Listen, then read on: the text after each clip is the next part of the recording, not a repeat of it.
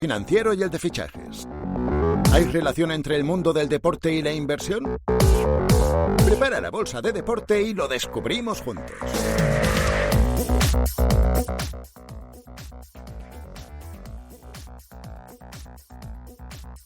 Hola, bienvenidos a un nuevo episodio de la Bolsa de Deporte. Soy Luis García, gestor de inversiones en Mapfre AM. Continuamos con estas conversaciones en las que mezclamos las finanzas, la inversión y el deporte. Hoy estrenamos disciplina. Cogemos el balón ovalado del rugby para hablar con el que ha sido el capitán de nuestra selección en los últimos años, Jaime Nava.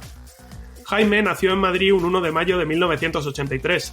Ha sido jugador profesional de rugby durante más de 15 temporadas seguidas y el capitán de nuestra selección en los últimos años. Se ha convertido en uno de los referentes de este deporte y en el segundo jugador de la historia del rugby español con más partidos internacionales. Con formación en Administración y Gestión de Entidades Deportivas, Jaime es cofundador de la agencia de marketing deportivo y de eventos All & Go, además de consultor y speaker. En los últimos años ha probado otras aventuras fuera del deporte, siendo concursante en el programa de televisión MasterChef y participando como actor en la serie La Unidad. En octubre del año pasado publicó también su primer libro, Team, Lecciones y Valores del Rugby para la Vida. De todo esto vamos a hablar hoy con él. Jaime, muchas gracias por aceptar la invitación y bienvenido a la Bolsa de Deporte. ¿Qué tal, Luis? Buenas tardes. Saludamos a todos los que nos estén escuchando y nada, Luis, un auténtico placer poder compartir este ratito contigo y encantado de poder estar en la Bolsa del Deporte. Nada, el placer es mío. Vamos a además hacer felices a muchos seguidores del rugby, que sé que los hay y que en Mapfre los tenemos y que entre los oyentes del podcast los tenemos. Así que van a estar muy contentos de que hoy estés aquí. Y yo contento también, ya empiezo a compartir invitados con Broncano, con lo cual esto es que está despegando el podcast. Sí. Por supuesto, además a Broncano, que no sé si lo sabes, pero es súper aficionado a todo tipo de deportes. De hecho, Broncano hace lo mismo que tú. Hace la gran mayoría de todas las semanas lleva representantes del deporte de muchísimas disciplinas, o sea que cualquier día le hablamos a Broncano y al Terrat de la Bolsa de Deporte. Estamos ahí, poco a poco, paso a paso. Venga, vamos a ponernos serios, vamos a ponernos un poquillo serios. Y cuéntanos, porque claro, la gente conoce al Jaime Nava, jugador de rugby, conoce en los últimos años, ¿no? Hablábamos de las entrevistas en La Resistencia y de MasterChef, conoce también al Jaime Nava más mediático, ¿no? Concursante de televisión, actor en alguna serie. Pero claro, lo que la gente no sabe es que Jaime Nava también es estudiante, que se está formando constantemente y que es emprendedor, ¿no? Entonces, cuéntanos dónde empieza ese Jaime Nava que la gente conoce menos. Pues efectivamente, Luis, como has dicho, la verdad es que me considero una persona multidisciplinar. Es verdad que desde que decidí colgar las botas, pues se me cayó el balón de rugby de las manos, por así decirlo, y empecé el camino del emprendimiento, como tú bien has dicho. En 2017 puse en marcha la agencia All & Go, que has presentado hace un par de minutos, junto a mi socio, Antoine Renard, y bueno, tenemos también a Marta Guiteras y a Alejandro Tostado, que son también socios minoritarios, pero ahí están apoyando. Y bueno, y era básicamente un proyecto empresarial con origen en el deporte del rugby y queríamos, pues bueno, de alguna manera ayudar y aportar un granito de arena a este deporte que creemos y consideramos, como otros muchos, que está despegando en España.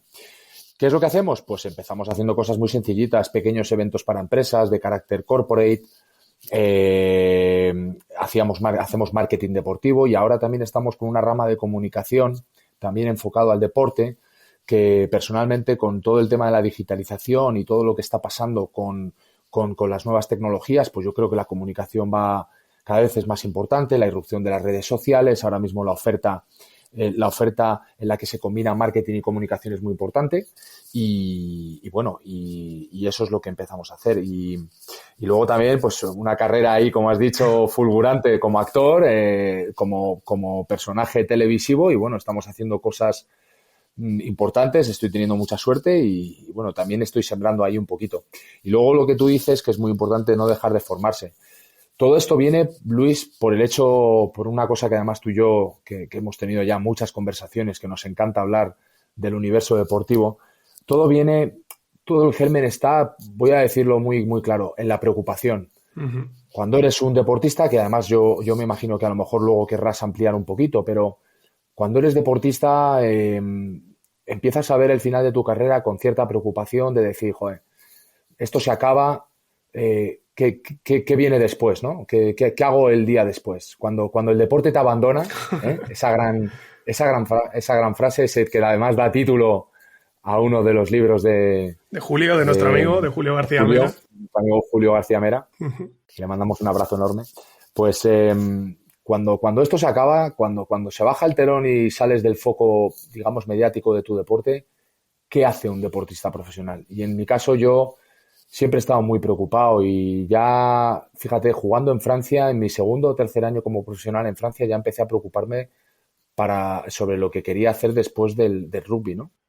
Y bueno, y para eso también la formación ha jugado un papel importantísimo, porque el tema de los estudios que me has preguntado directamente, Uh-huh. yo sinceramente no he sido un claro ejemplo como un estudiante modelo, pero sí que me di cuenta ya cuando ya en una edad avanzada, ya llegando a los 30, dije, joder, tengo que retomar mis estudios y empezar a plantearme mi salida después del deporte, porque no puedes vivir de los sueños ni del deporte toda tu vida y ese reconocimiento se acaba y tienes que formarte, valer para algo y tener ganas de colocarte en algún sitio y sacar adelante tus propios proyectos. Y en eso estamos. Uh-huh. Por eso estoy estudiando ahora otro máster en gestión deportiva, porque considero que lo que aprendí o estudié hace 10 años en gestión del deporte, todo eso ya se ha quedado muy, muy obsoleto. Uh-huh. Porque ahora mismo estos son ciclos que cada vez son más cortos, porque todo avanza mucho más rápido, porque ya el mundo empresarial de la gestión y sobre todo en el deporte, que es muy cambiante,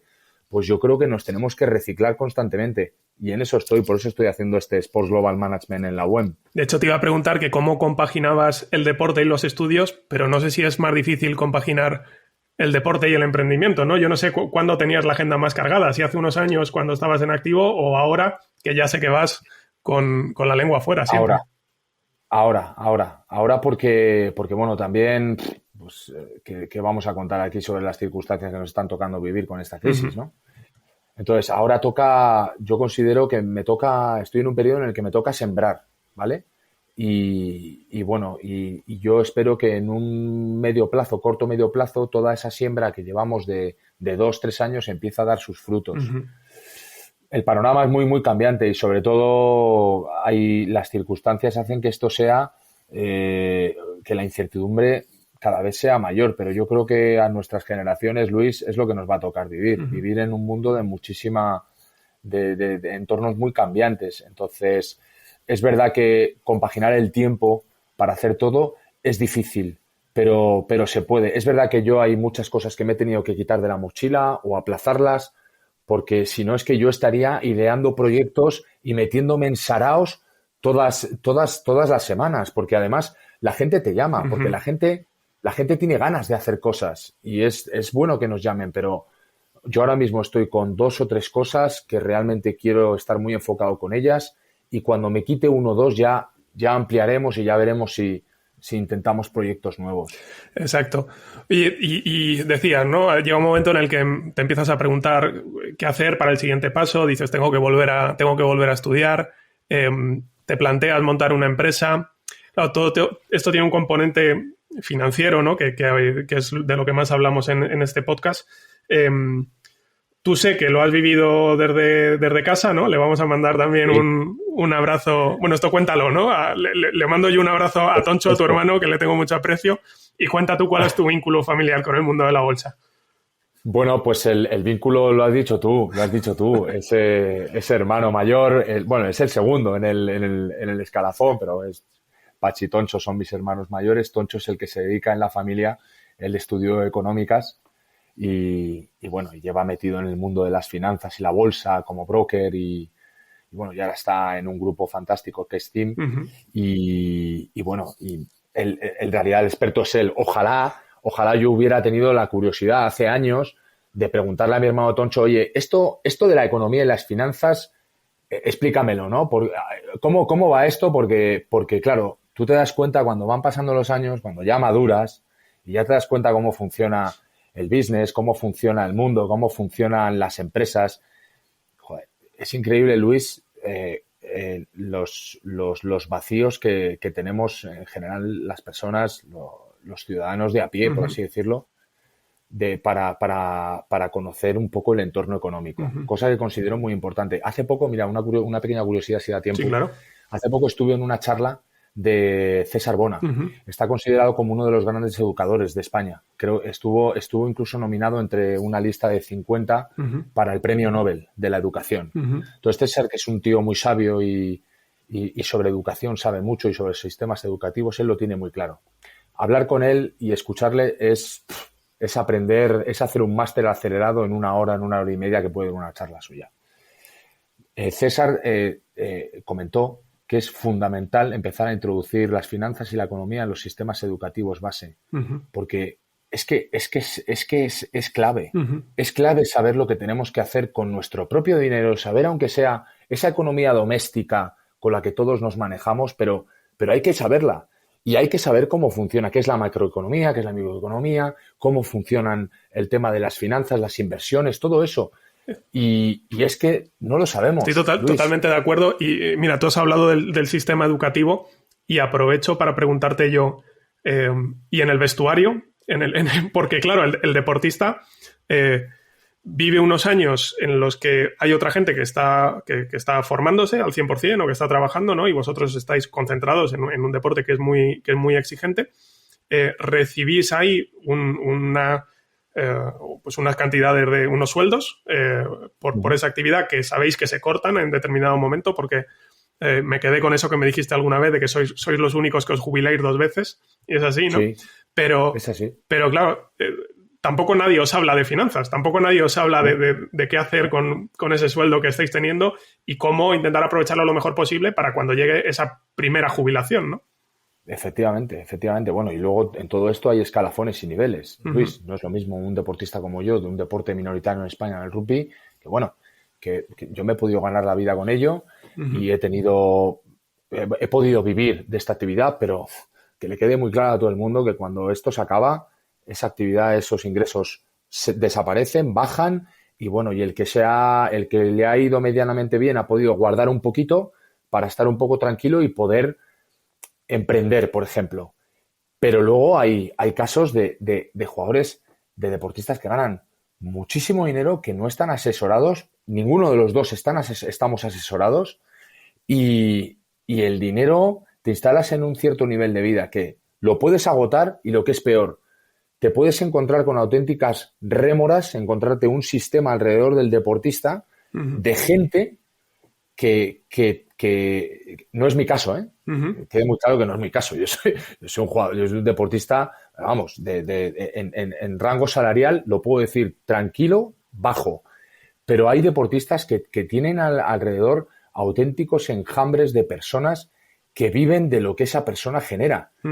Y cuando a este deportista se le apaga la luz del deporte, desaparecen sus ahorros, desaparecen sus millones y por supuesto los primeros que desaparecen son ese enjambre de rémoras. ¿Se habla poco de ese momento o se habla con poca... Es un tema un poco tabú? Es decir, se os ve a veces a los deportistas como superhéroes, que lo sois para muchos de nosotros, ¿no? Porque tenéis éxito, porque sois buenos en esa parte, ¿no? Y se olvida que necesitáis ayuda en ciertos temas, como puede ser ese, en la organización de las finanzas o en la formación o en preparar psicológicamente ese paso. En todo, Luis, en todo. En la formación, en tener una persona detrás que te diga, oye, mira, yo te veo con estas características. Es verdad que compaginar estudios y formación con la competición, con la alta competición, es difícil. A mí me costaba muchísimo.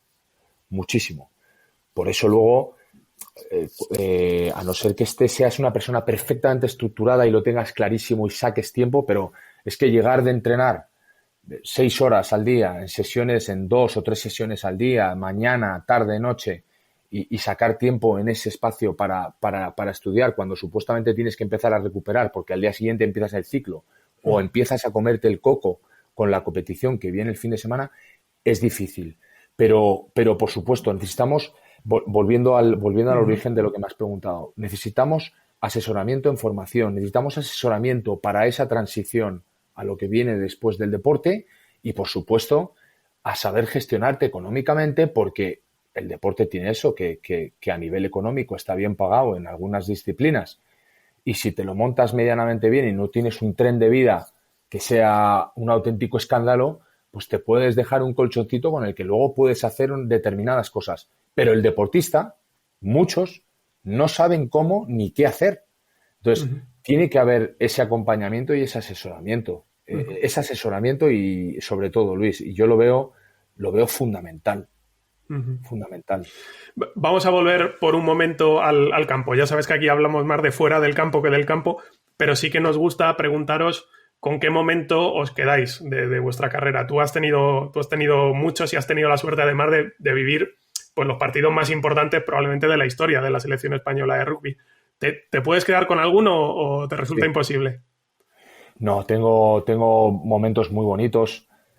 Así a bote pronto, el día de mi debut, con 18 añitos, cuando tú debutas con una selección nacional y te vistes por primera vez esa camiseta y escuchas ese himno y dices, joder, estoy ahora mismo representando al máximo nivel de un deporte y a su selección nacional. Estoy representando a mi país. Eso es espectacular. Yo creo que eso es insuperable. Luego partidos así muy especiales de mi carrera deportiva en los que he cuajado buenas actuaciones con la selección nacional en Japón, aquí en el Central, contra selecciones potentes, aunque hayamos perdido, pero recordar con mucho cariño actuaciones individuales mías en las que, joder, me lo he dejado todo en el campo, ¿no? Y eso lo recuerdo con muchísima satisfacción. Pero sobre todo, yo tengo que recordar unos momentos muy especiales que vivimos en el 2018 cuando la selección nacional estuvimos a punto de clasificarnos para el Mundial de Japón y se vivieron en el Central momentos muy especiales. El partido de Alemania, que vino Su Majestad a vernos, ese día fue increíble porque fue una auténtica fiesta del rugby español y además con reconocimiento de la Casa Real, que no vamos a entrar aquí a valorar lo que pensamos hoy en día de la monarquía y tal, de si es nuestro... Es un símbolo, el rey yo lo respeto al 100%, me identifico con él y es un símbolo español, es uno de nuestros símbolos y estaba ahí reconociendo nuestro trabajo de muchos años. Y eso no lo podemos olvidar. Y luego, fíjate, probablemente el recuerdo más impresionante que yo tengo es precisamente de un día que fue probablemente el día más feliz de mi vida y más frustrante a la vez. Porque fue el día que ganamos a Rumanía en un partido histórico en el Central, con récord de asistencia para un partido de rugby de la selección con 20.000 personas en el estadio de la Complutense, que no cabía ahí nadie, la gente se tuvo que quedar fuera, y yo no pude jugar ese partido porque estaba lesionado y era el capitán de la selección. Y sin embargo, fue uno de los días más felices de mi vida porque lo que estábamos consiguiendo en ese equipo, porque esto trasciende a lo individual, ¿no? Lo que estábamos consiguiendo con ese equipo era algo increíble y lo estábamos haciendo por el rugby español y por la gente del rugby español que llevábamos muchos años comiendo mierda, tío, por así dicho pronto y mal. Y lo especial que tuvo aquel equipo era que conseguimos hacer soñar a mucha gente y no solo eso, sino conseguimos que España entera durante unas cuantas semanas estuviera hablando de rugby cuando antes no se hablaba de rugby.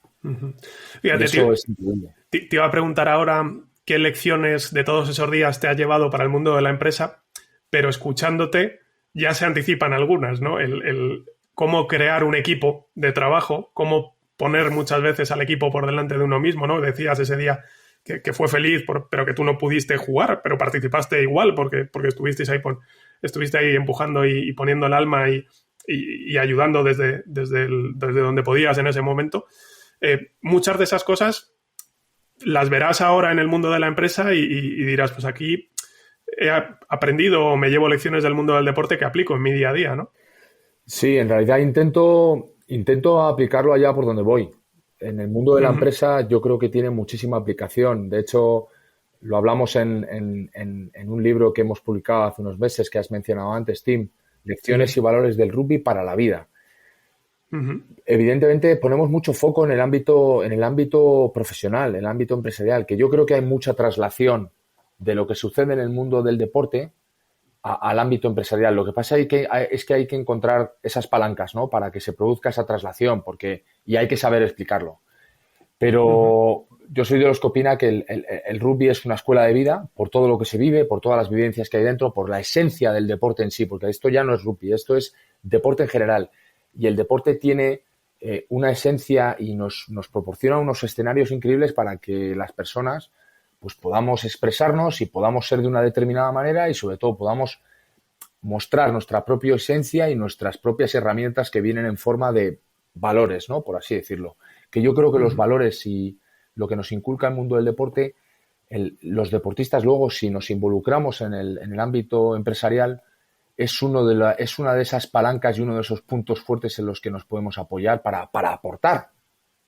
Uh-huh. Y yo sí que creo mucho en esta traslación, en este ámbito. Totalmente. Has mencionado el libro Team, y una cosa que me llamó mucho la atención es que optasteis, Juan Tinoco y tú, por hacerlo novelado. O sea, la gente que lo lea se va a llevar una sorpresa. Primero, porque está muy bien explicada esa traslación de los valores del rugby a la vida en general. Yo hablaba de la empresa, pero es verdad que es a la vida en general. Y porque es un formato totalmente rompedor y sorprendente. ¿Cómo tomasteis esa decisión? Bueno, pues tengo que decir que, siendo totalmente justos, el ideólogo de todo esto, tanto de lanzarnos a escribir esta historia y hacerlo en un formato novelado con unos personajes, con una ficción, por así decirlo, salió todo de la cabeza de Juan. Lo que pasa es que Juan, un día nos conocemos, Juan y yo, me lo cuenta y yo, que ni por el forro, con perdón, me planteaba escribir un libro en ese momento, dije, ostras, es que este tío, es que Juan piensa como yo, es que tenemos la misma visión que tenemos del rugby, del deporte, sobre el liderazgo, sobre los valores, sobre la pasión, sobre la motivación. Como somos dos locos de todas estas temáticas, pues yo me lancé de cabeza, le dije, mira, Juan, no tengo ni idea cómo lo vamos a hacer, ni en qué momento, pero hagámoslo. Porque yo en ese momento todavía competía, estaba con la empresa, estaba prácticamente con toda la euforia esta de esos meses de haber estado en televisión y tal, entonces esa nube en la que te envuelve por lo general el público, pero le dije, tenemos que hacerlo, porque me sedujo la idea desde el primer momento. Él puso la idea y él tenía esa digamos, esa visión de hacer algo novedoso en torno a este tipo de relatos que suelen ser ensayos técnicos o incluso bibliografías sobre deportistas, pero él no, él quería contar una historia y nos pusimos a ello. En el primer café que nos tomamos Juan y yo después de habernos conocido, ya teníamos una estructura básica del libro por la que tirar, el tronco. Y ya el resto fue surgiendo. Vino solo. Has mencionado una cosa que es clave en Team, en el libro, que es clave en el deporte y que es clave en la empresa, que es liderazgo, ¿no? Y ahí hay una historia muy curiosa que me gustaría que me cuentes, que es qué tiene que ver el ejército español, el liderazgo y la selección española de rugby. Pues mucha gente, una cosa, mucha gente me preocupa, o sea, me pregunta, perdón, yo me preocupo por la gente, eso es verdad, a veces, pero mucha gente me pregunta por el tema, por temas de liderazgo, y es que yo últimamente he estudiado mucho sobre el liderazgo y he leído mucho sobre el liderazgo, y es que es muy difícil acotarlo, hay muchas teorías en torno y podríamos estar hablando de liderazgo durante horas, pero es que no tengo ni puñetera idea a día de hoy de si yo mismo soy líder, si he sido líder, porque es que te puedes encontrar con muy diferentes modelos de liderazgo y todos ellos bastante válidos, siempre y cuando se tenga en cuenta a las personas y a la capacidad de guiar a esas personas, pero sacando su mejor versión, ese líder transformador del que todo el mundo habla, ¿no? Yo creo mucho en esa vertiente. Entonces, el tema del ejército, el ejército, los militares saben mucho sobre estos temas, sobre el liderazgo. Y el vínculo que existe entre el ejército español y el rugby es muy fuerte, porque yo tengo que contarte que en el año 2012 es un año importante para el rugby español y para la selección española. ¿Por qué? Porque llega un seleccionador, coge las riendas del equipo un seleccionador que es Regis Sons en el 2011, y él como entrenador de alto nivel o profesional, él tenía una visión muy clara de que la gestión del equipo y la gestión de las personas era muy importante. Pero él identifica rápidamente una serie de cosas en la selección española que no le cuadraban, no le funcionaban. A nivel sobre todo de concentración, a nivel de cómo afrontábamos los partidos y en definitiva un poco la mentalidad del jugador español. Entonces eso a Regis no le gustó. Y Regis acudió a la escuela de guerra del ejército español para que empezasen a colaborar con la Federación Española aquel año para preparar el Seis Naciones B. Y fruto de todo ello fue que vinieron a trabajar durante todo ese Seis Naciones B, el Campeonato de Europa. Vinieron con nosotros 2 representantes de la Escuela de Guerra, fantásticos ellos 2, José Antonio y Agustín. Y Agustín especial, Agustín, le vamos a mandar un abrazo a Agustín Carreño. Le vamos a mandar un abrazo enorme a Agustín Carreño porque es otra de las conexiones que tenemos tú y yo y una persona a la que apreciamos mucho. Efectivamente. Y simplemente, o sea, yo tengo que decir que yo no he vivido una experiencia igual así en mi vida, porque de verdad que se hizo un auténtico trabajo de una precisión y de una profesionalidad y sobre todo de una exquisitez increíble. Y fruto de todo ello es que aquel Seis Naciones B, el chip de la selección española cambió, pero cambió el de la selección y lo que es muy importante, cambió el de nosotros, el de nuestra percepción como jugadores y como competidores. A mí me cambiaron el chip esta gente. Aquel año ganamos a Georgia en España, en el Central, y se ganó a Rumanía también en el Central unas semanas después, después de, me parece que llevábamos como 12 años sin ganar a Rumanía. En fin, el resultado final, subcampeones de Europa aquel año. Entonces, ahí se produjo un cambio muy, muy fuerte. Ahí fue uno de los primeros cambios puntos de inflexión de la selección española como equipo y para el rugby español. Y a partir de ahí, luego entramos en un bache al año siguiente porque Regis se fue, entró otra gestión en la Federación Española que fue un auténtico desastre. De hecho, casi nos hundimos porque entró otro presidente y no le voy ni a nombrar. Y todo fue de mal en peor. Pero ahí nos enseñaron que las cosas se podían hacer de manera diferente. Y el cambio de chip en los jugadores fue bestial. Y decías, yo no sé a día de hoy si he sido líder, si soy líder, tal. Desde luego lo que has sido también en cierta parte es psicólogo. Yo he estado escuchando alguna de tus charlas antes de los partidos, ¿no? Y la verdad es que son muy buenas, te tengo que felicitar. Y enchufan, vamos, o sea, a mí me han dado ganas de salir a la calle y placar a alguien según te estaba escuchando, porque tocas ese lado emocional, ¿no? Tocas ese nervio. ¿Cómo, o sea, te salía natural porque tienes esa facilidad? ¿Lo preparabas de alguna manera?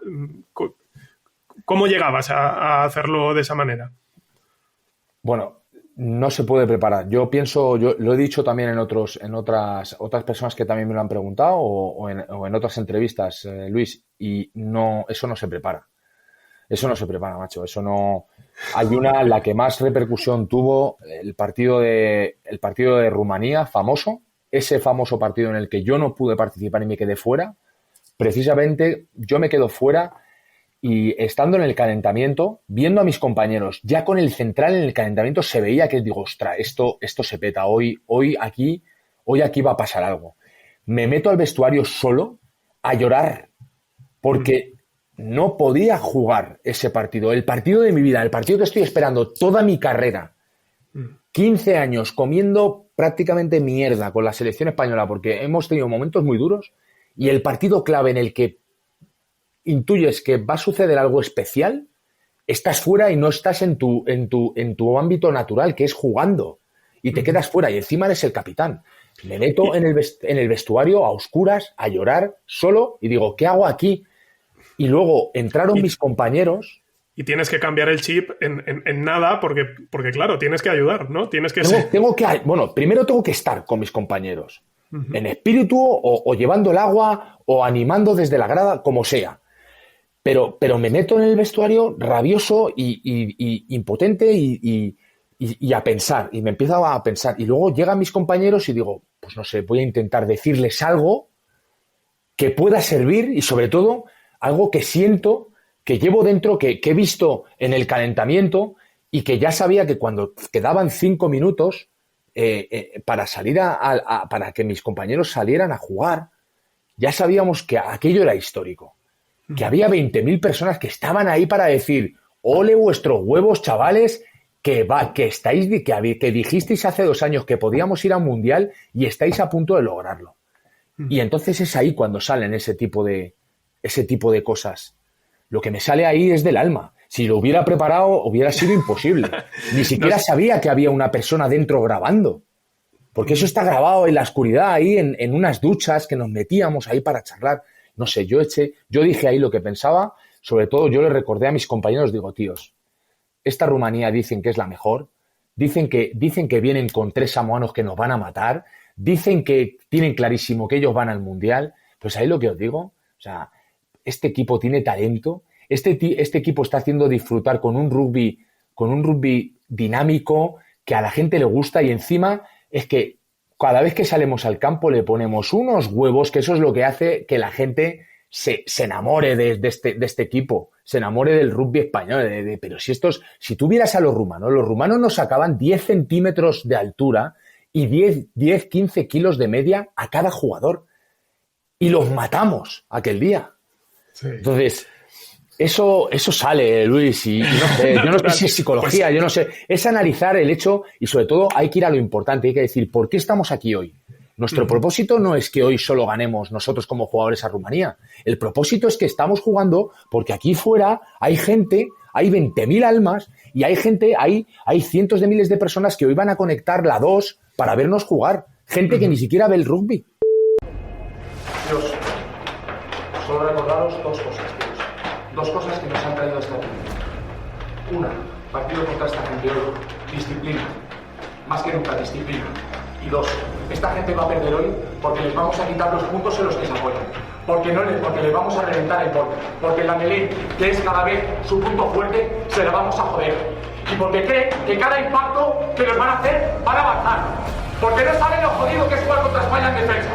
Porque no saben los 5 minutos de defensa que le metimos a los rusos y no podían. Y no podían. Les voy a dar una razón, la principal, de por qué hoy España va a ir a un mundial. Y es que no somos 15 en el campo, ni somos 23, somos 16. Hay fuera de 20.000 personas. 20.000 personas. Hay un país entero que sueña. Y hay una cosa que de esa gente no les compraré nunca. Y es que no les compro a ninguno de ellos, por ninguno de vosotros. ¡Por ninguno! ¿Me habéis entendido? Porque ellos tienen algo que no tienen que... Ellos no tienen lo que tenemos nosotros, que es corazón, ¿vale?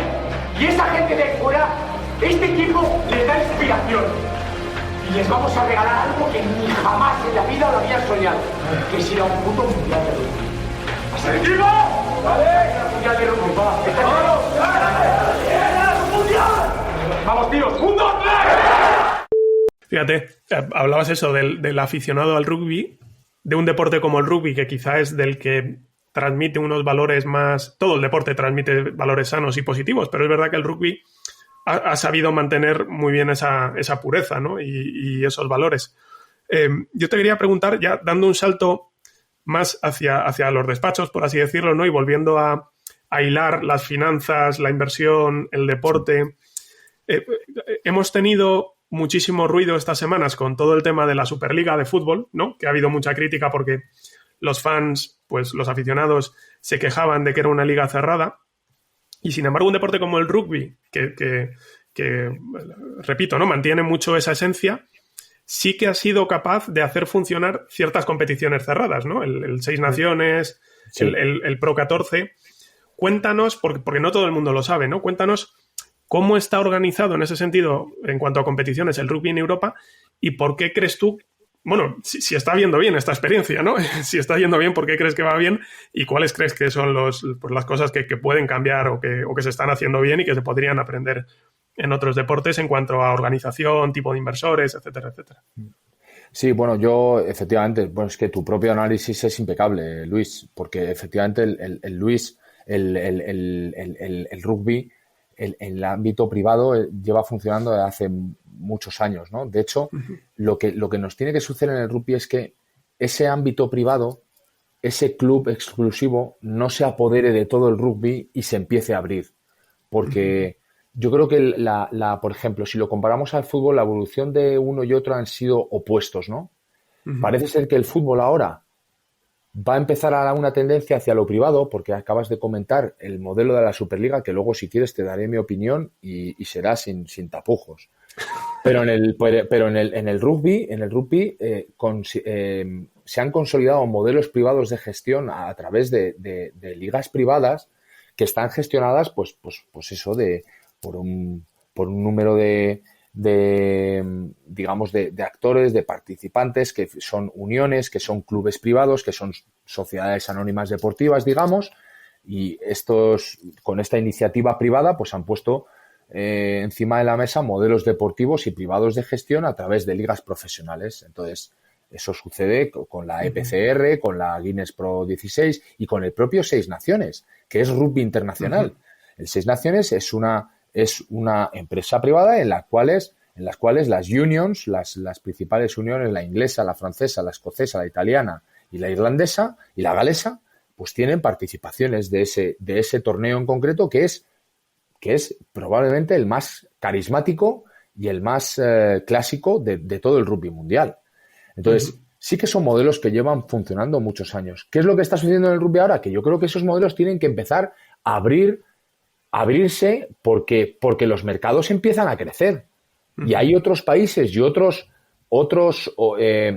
naciones que a lo mejor están emergiendo en el mundo del rugby, en el deporte profesional, y necesitan empezar a tener participación de las ligas que tienen más nivel. Con lo cual ahí ese ámbito privado tiene que empezar a abrirse. Y luego que son viables y que funcionan, por supuestísimo. Y oye, al final lo privado conlleva muchas cosas. Primero conlleva una apuesta y un cierto riesgo por aquellos que apuestan por eso, porque generalmente conlleva una financiación importante y es un modelo que se tiene que poner en marcha. Y oye, el riesgo existe. No voy a ser yo el que voy a ponerme a hablar de esto conversando contigo, que sabes muchísimo más que yo. Y luego... No, pero sí que te quería preguntar por esa parte. Perdona que te corte, pero es que entiendo por dónde vas a ir y quiero introducir también una cosa. Por cierto, no te voy a preguntar por la Superliga, que no quiero que me cierren el podcast, que quiero traer algún invitado más. Nos llevan preso.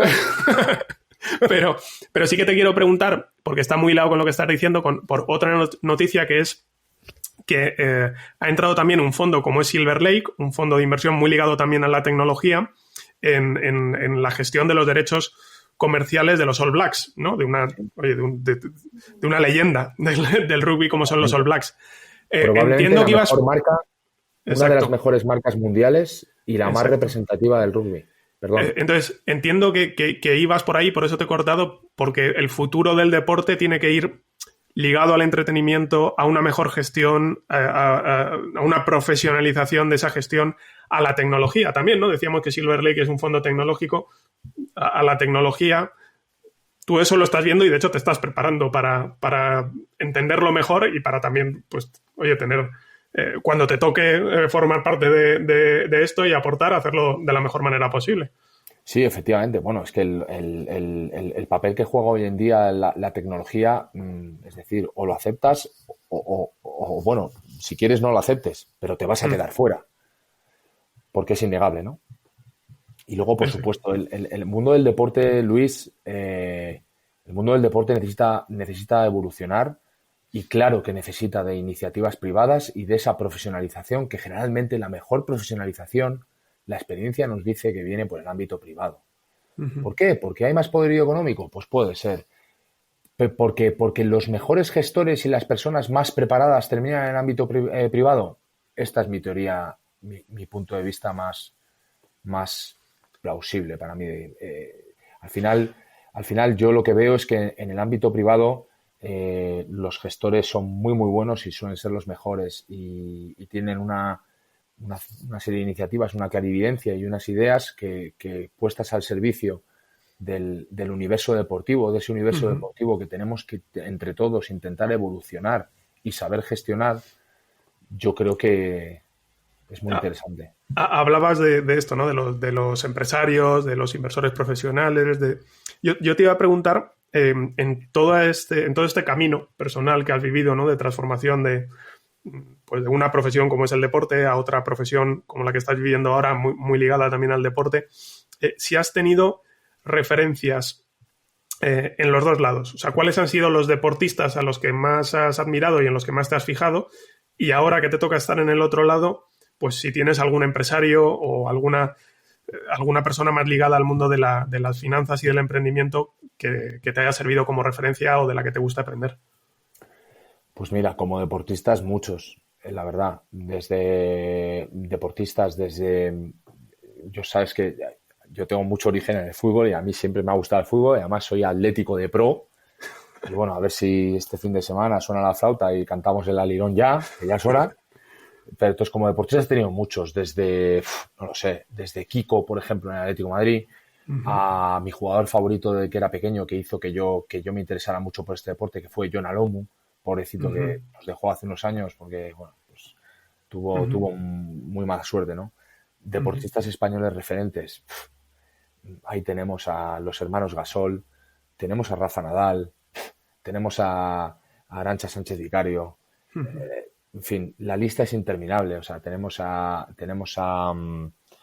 Carolina Marín, tenemos a Mireia del Monte, por ejemplo, y Saúl Cravioto, que van a ser nuestros abanderados en Tokio. Entonces, tenemos unos modelos de deportistas en España bestiales de los que podemos tomar muchísimos ejemplos. Y de verdad que yo creo que, pero sobre todo, si me tengo que quedar con deportistas, para mí Nadal y Gasol lo están haciendo espectacular. Pues transmiten además esos valores, ¿no? Y esa manera de no solo tener éxito, sino hacerlo bien. Yo personalmente opino que son grandes embajadores de la marca España y hay que cuidarlos. Sin lugar a dudas, Como empresarios, Luis, pues esto ya controlo un poquito menos, pero bueno, yo tengo el ejemplo en casa, tengo el ejemplo de mis hermanos, por ejemplo, todos ellos son muy buenos profesionales, cada uno en su ámbito. Mi hermano mayor es empresario y lleva una pequeña empresa que tiene que ver con la distribución y la alimentación y lo hace muy bien.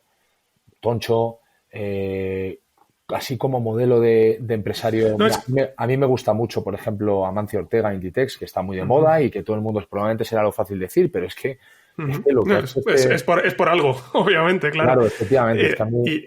Y es muy curioso y habla también mucho de cómo se definen las personalidades de los invitados que van pasando por aquí, que todos tiráis primero del ámbito familiar, porque es lo normal y porque yo creo que también os define, ¿no? de esa manera y os ha ayudado a crecer. Por cierto, el primero de todos, mi padre. Claro, mi padre no ha sido empresario, pero es el ejemplo de lo que con respecto al trabajo, o sea, una persona dedicada, profesional, una cabeza privilegiada que sobre todo nos ha demostrado que en esta vida hay que trabajar duro.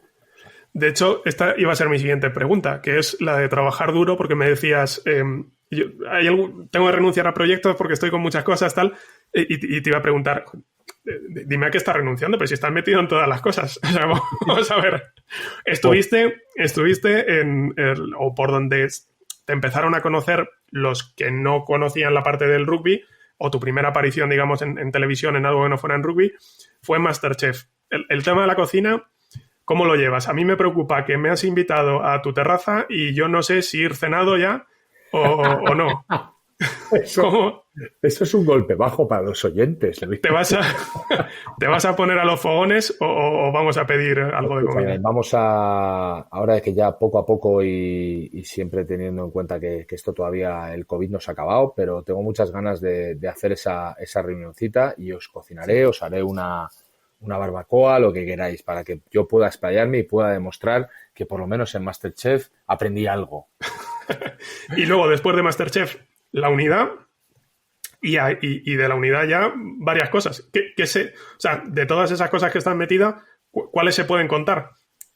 Esto se resume muy rápido. Yo estoy apostando muy por esta por esta vía, la vía de la interpretación y la actuación, y luego la televisión también, pero son medios diferentes. La ficción y el entretenimiento van diferente, pero estoy apostando por esto porque me gusta, porque yo considero que lo llevo dentro desde que prácticamente soy pequeño, y bueno, uno decide cuándo sale, cuándo florece, y yo lo he decidido sacar hace 3 años. ¿Que es muy extraño? Sí. ¿Que por qué he esperado tanto? Pues mira, no lo sé, las cosas dan así, pero la cosa es que está tirando, está saliendo, estoy disfrutando muchísimo. Acabo de estrenar un microteatro en el centro de Madrid.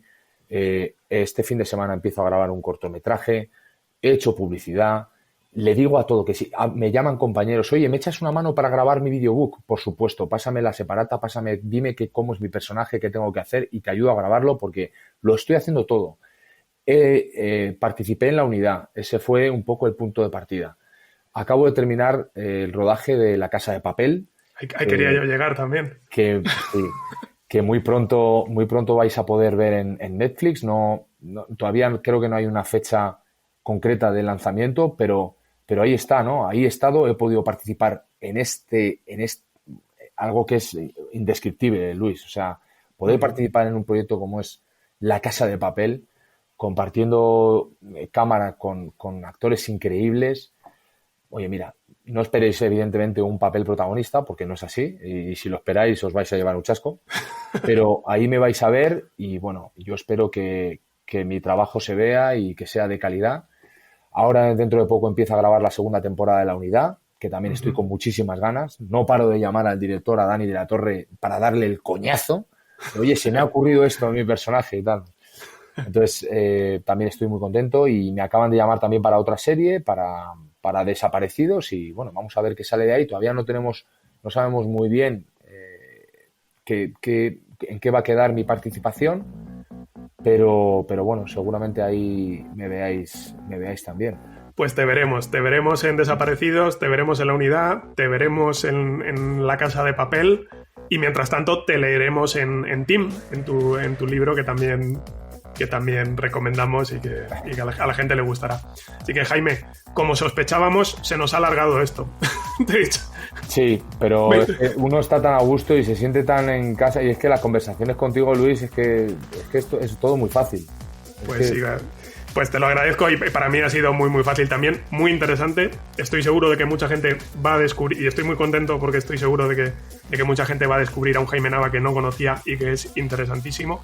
Así que cortamos aquí, continuamos nuestras conversaciones, que son casi semanales o diarias, y muchísimas gracias. La verdad es que te lo agradecemos, y un abrazo muy muy fuerte, Jaime. Muchísimas gracias a ti, Luis, y que te está haciendo un trabajo espectacular con esta bolsa de deporte, y nada, que muchas gracias, y que cuando queráis aquí estoy. Muchas gracias y mucha suerte. Te seguiremos. Un abrazo. Un abrazo, Luis. Chao.